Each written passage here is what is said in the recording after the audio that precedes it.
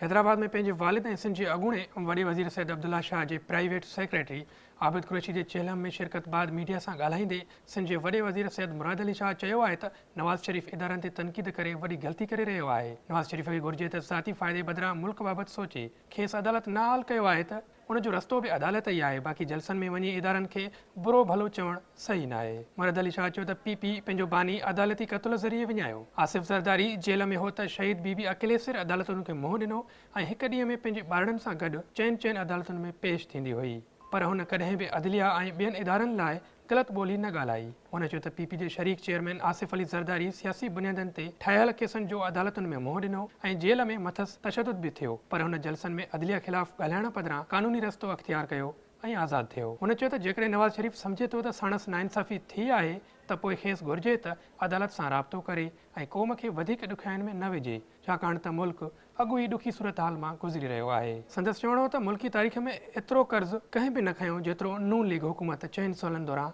खंयो आहे। मुल्क ठहण खां 2013 ताईं अंदरियों कर्ज़ु लॻभॻि $100 अरब ताईं हो ऐं हाणे उहो कर्ज़ु $155 अरब थी वियो आहे। वॾे वज़ीर चयो त 2013 में जॾहिं पीपल्स पार्टी पंहिंजो हुकूमती मुदो पूरो कयो त परॾेह शयूं उमाणे $25 अरब कमाया वेंदा हुआ ऐं हाणे $20 अरब खां बि घटिताई अची वई आहे। बहुत ही गलत बात कर रहे हैं नवाज शरीफ साहब। देखिए, पाकिस्तान पीपल्स पार्टी ने हमने अपना बानी चेयरमैन एक अदालती कत्ल के ज़रिए गंवाया।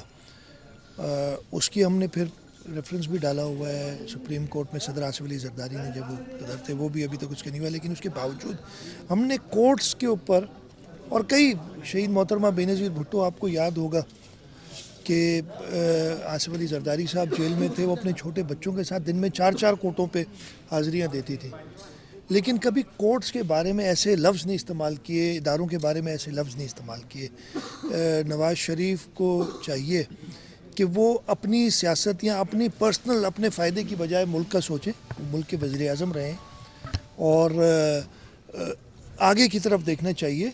अगर वो नाअहल उनको कोर्ट ने कर दिए तो उसका रास्ता कोर्ट ही है। लोगों जाके जलसों में किसी को बुरा भला कहने से कोई फ़ायदा नहीं होगा। मुराद अली शाह चयो त कसूर वाक़ियो सूबाई हुकूमत जी मुकमल नाकामी आहे। एहतजाज दौरान पुलिस पारां सिधियूं गोलियूं हलाइण सबबि माण्हू मारिजी विया, जेको निहायत मज़मत जोॻो अमल आहे। संदसि चवणो त जमहूरियत में एहतजाज सभिनि जो हक़ आहे। कराची में औस्तादनि बि मुज़ाहिरो कयो, पर कानून जी भञकड़ी करण ते मथनि पुलिस मामूली क़दम खणी छिड़ विछड़ कयो। हिकु सुवाल जे जवाब में मुराद अली शाह चयो त थर में फ़ौत थींदड़ ॿारनि जी शरह मुल्क जे कंहिं बि ॿिए इलाइक़े खां घटि आहे। पीपी हुकूमत तरफ़ां थर में फ़राहम कयल सिहत जूं सहूलियतूं ऐं करायल तरक़ी मिसाली आहे। हुन चयो त थर में बदअमनी नाहे, थर में तरक़ी मिसाली थी आहे। तनक़ीद कंदड़ वञी ॾिसनि, शहरी ऐं ॿारहाड़ी वारनि इलाइक़नि में बराबरी जे बुनियाद ते कमु थियो आहे। अदालती हुकूमत तहत MPS खे फंड नाहिनि ॾिना विया। संदसि चवणो त हलीम आदिल शेख जी पुलिस मोबाइल में वेही जुमिलेबाज़ी वारे मामले जी जांच कई पई वञे। वॾे वज़ीर चयो त MQM खे पिटीशन ते जवाबु अदालत में ॾिनो वेंदो। हुन चयो त इतफ़ाक़ खां पोइ साल्ट वेस्ट कंपनी कंहिं बि शहर में कमु कंदी आहे। हैदराबाद में बि इंतिज़ामिया जी रज़ामंदी सां